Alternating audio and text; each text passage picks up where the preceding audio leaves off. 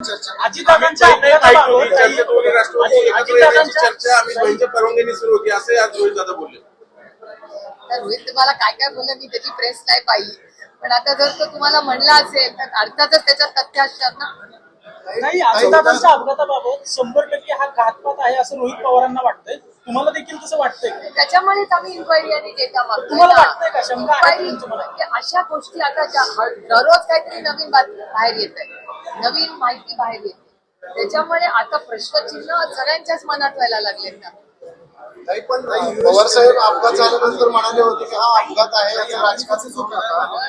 राजकारण करायचंच नाही आपल्याला. आमच्या घरातला कर्ता पुरुष गेलाय.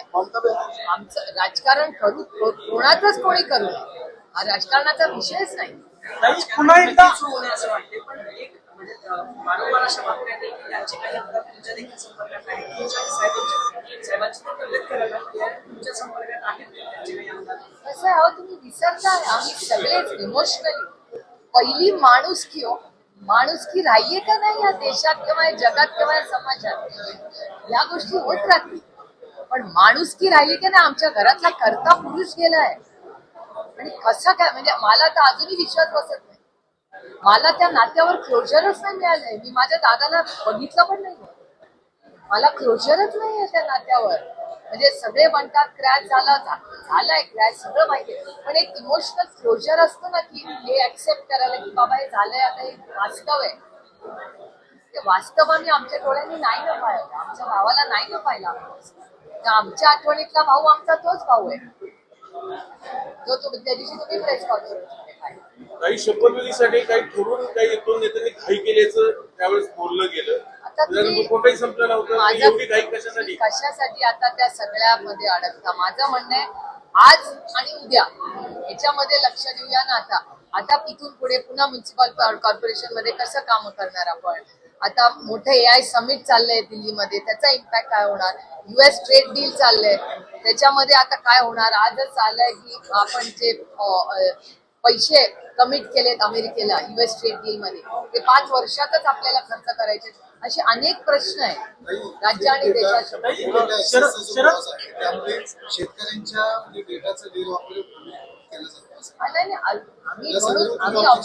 म्हणूनच आम्ही ऑफिशियल स्टेटमेंट मागतोय भारत सरकार. आमच्या 2 लेवलला काम चाललंय. एकीकडे दादाची या सगळ्या ऍक्सिडेंटची टोटल इन्क्वायरी ही झालीच पाहिजे, हा एक भाग. दुसऱ्या भागात महाराष्ट्राच्या समोर आव्हानं, देशाच्या समोरची आव्हानं, त्याच्यामुळे आमच्यावर डबल जबाबदारी झाली. आता एकीकडे दादाच्या बद्दल ही सगळी इन्क्वायरी पारदर्शकपणे राज्याला आणि देशाला मिळालीच पाहिजे, आणि दुसरीकडे ज्या कामावर आम्ही आलोय, जे दादाचं पण ध्येय होतं तेही पूर्ण करतो. त्याच्यामुळे आम्ही दोन्ही लेवलला सगळे कामाला लागतो. शरद पवार साहेब स्थानिक लेवलला आम्ही तर ताकदीने, हे बघा आम्ही इलेक्शन एकत्र लढलो आणि आम्ही साथ देणार, कारण का आमचं म्हणणं आहे की आपण एकत्र लढलेलो आहोत. आपण एकत्रपणे पुणेकरांना साथ मागितली, आपण मतं मागितली. पुढची 5 वर्ष आमच्याकडून आम्ही ताकदीने त्यांना सहकार्य करून पुणेकरांसाठी आम्ही त्यांच्या सेवेत आहोत. काही पवार साहेबांची आता खासदारकीची टर्म संपतीये, पुन्हा एकदा पवार साहेब राज्यसभेवर जातील का? आता ते पुढच्या 8-10 दिवसात तो सगळा निर्णय.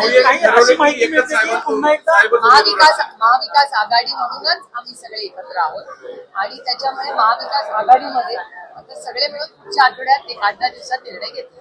साहेबच असतील उमेदवार 8-10 दिवसात त्यांना करू दे ना सगळ्यांना. सूत्रांकडून अशी माहिती समजते काही पुन्हा एकदा शरद पवार साहेब राज्यसभेवर जातील. आता तुमच्या सूत्रालाच विचारा ना सगळं, मला कशाला विचार.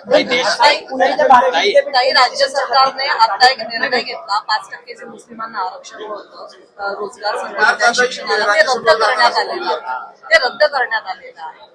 आज राज्य सरकारचा तो निर्णय समोर आलेला आहे. कोर्टामध्ये हे प्रकरण होतं, पण ते 5% आरक्षण आता काढून टाकण्यात आलेलं आहे. मला काय वाटतं ते 5% आरक्षण महत्वाचं होतं. बघा, आरक्षण हा विषय ज्याला ज्याला ते आरक्षण संविधानातून मिळालं पाहिजे ते राहिलं पाहिजे. त्यामुळे आता यांनी काय आर्ग्युमेंट केलंय सरकारने याची कागदाची वाट बघते मी.